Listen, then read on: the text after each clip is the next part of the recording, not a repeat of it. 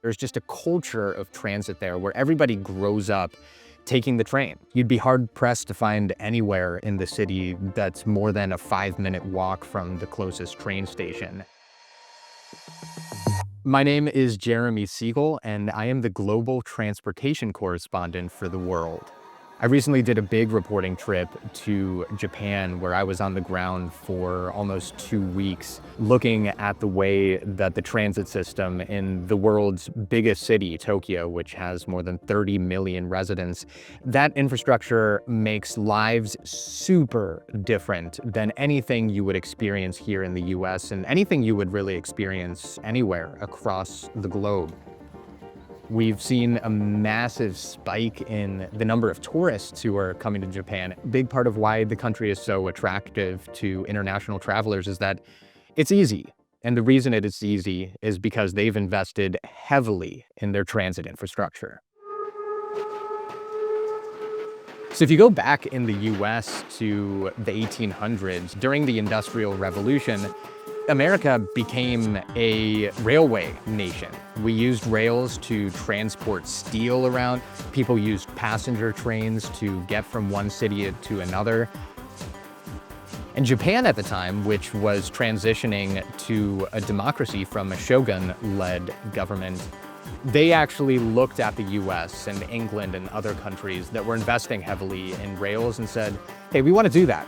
And they made a concerted effort to invest in rail infrastructure. So they began doing that in the late 1800s and it continued into the 1900s. But what you saw around the time of World War II, the US decided, we're going to build highways. People started moving further away from city centers, and we became a society entirely driven by car culture. In Japan, in the mid-century, they were recovering from the destruction of World War II, and as part of that rebuilding effort, they baked in even more heavily than before railways.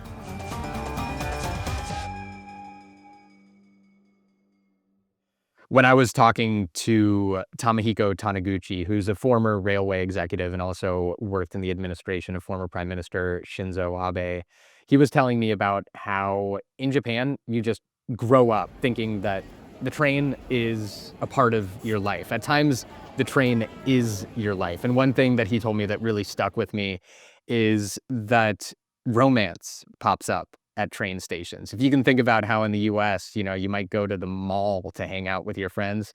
He was saying in Japan, you go to the rail station to hang out with your friends. At first I thought he was joking, but he was totally serious. Like, people fall in love at train stations.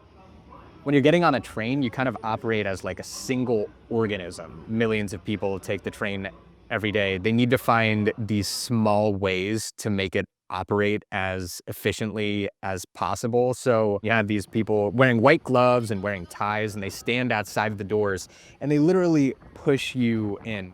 And another funny way that they make things run as smoothly as possible is that every train station has a jingle, which on the surface might sound just sort of like a quirky, fun thing, but actually it serves a major purpose. So there's one station where the theme is the music from the classic Orson Welles noir film, The Third Man. If you're sitting down on the train, reading a book, or you're on your phone or something, when you hear that jingle, you're like, oh my gosh, I need to get off the train. I actually talked to some people in Japan who said, they fall asleep on the train. It's where they get some of their best sleep. But when you hear that jingle, it triggers something in your mind and I got to get off the train. This is my stop. In the 1980s, you actually saw something somewhat interesting happen in Japan. The government-run transit systems actually ran into a bunch of issues. They were struggling to make money. And also on top of that, you had customers, people who took the train, complaining about bad customer service. So in the 80s, they decided to privatize their railways. They broke up the big national entity that oversaw all railways across the nation, and they turned it into several different local private companies. You've seen folks say that, because major US cities are operating on a deficit in the transit that they provide, maybe they should privatize like Japan has. But the problem with that is that what's happened in Japan is entirely unique. Even though they have privatized these companies, they're heavily regulated by the government. The government still spends massive amounts of money on transit infrastructure. And also, the rail companies in Japan aren't just rail companies. They actually operate things like retail, real estate. They build out homes, hospitals, movie theaters, shopping centers around their train stations, and that helps them turn a profit. Experts caution that if you try to do something similar in the US or other cities around the world, you might just end up with private companies that are trying to reap the highest profit out of rail lines, and that could often lead to service cuts and just trying to make as many dollars as possible off of limited infrastructure.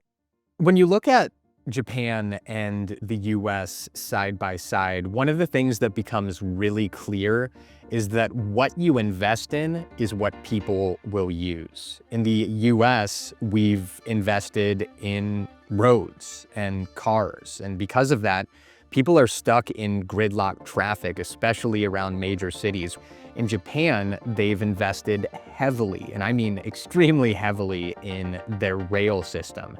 As a result of that, the vast majority of people living in major cities like Tokyo, they take the train and see no need for a car. One student who I talked to had been living in Tokyo for several years said she'd never even considered the idea of owning a car because you can get to wherever you want to go just by hopping on a train.